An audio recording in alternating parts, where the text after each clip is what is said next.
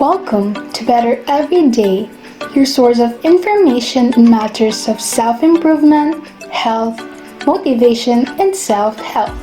Hello and nice to see you again.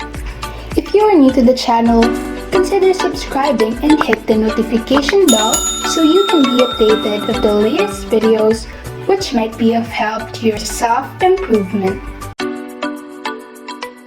Hello everyone! Today we are going to unbox this BM-800 condenser microphone.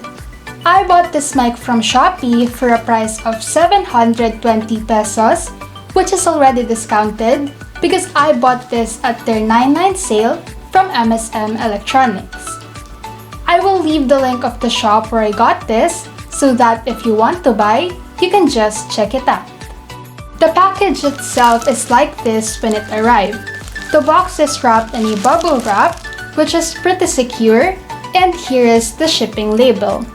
Now let's remove the wrap.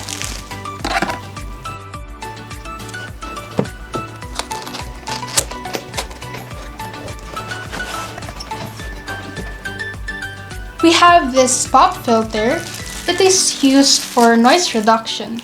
It's pretty big, about the size of my palm, and wrapped in plastic. And here is the manual. Wow! As you can see, everything here is neatly wrapped. We have this shock mount,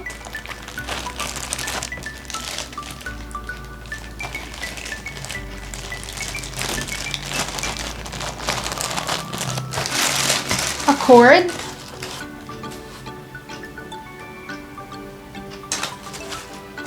an audio splitter,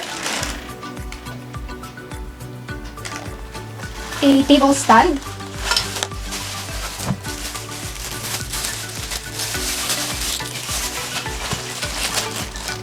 a clamp for the table stand,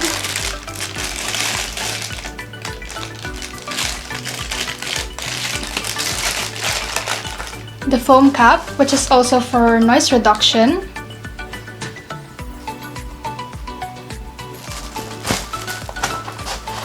and now the mic.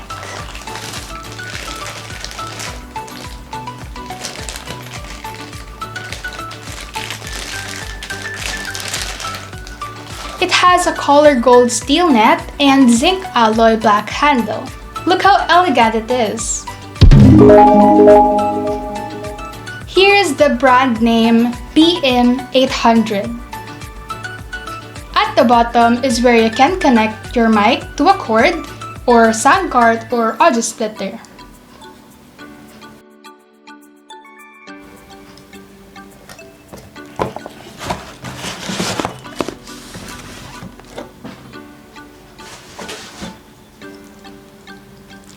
From the shop description, it says here that this mic has a cardioid polar pattern, which means that the front is the most sensitive to sound and the sides are less sensitive.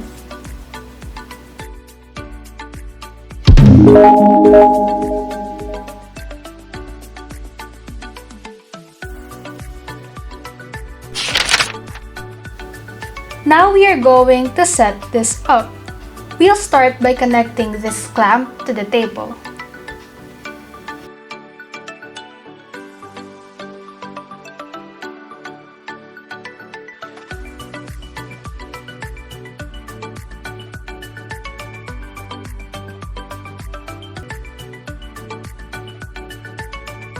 And now we are going to attach the stand to the clamp.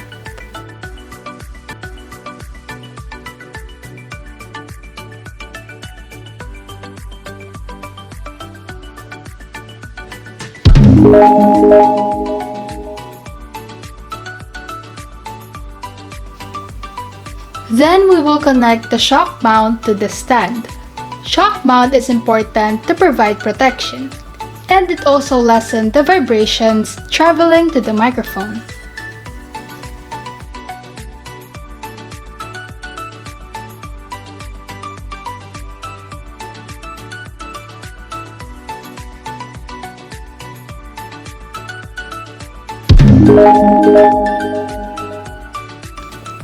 Next, we have to insert this microphone to the shock mount. You can use the mic with or without the foam ball, but the audio quality is much better with the foam ball because it absorbs the sound of moving air.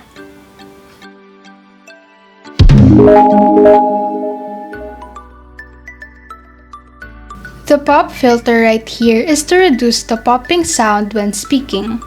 You can connect it on the stand and bend it to cover the microphone perfectly.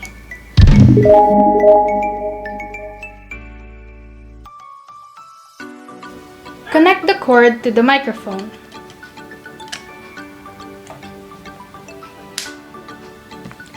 And the other end to the audio splitter.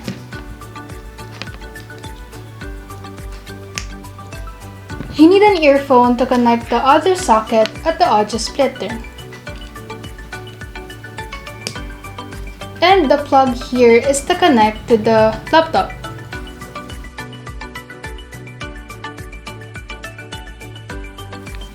And that's how you set up.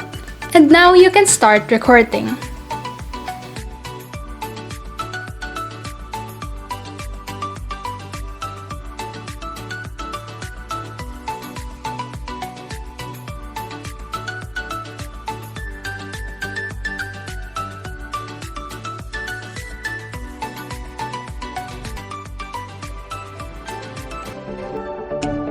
Please like and share.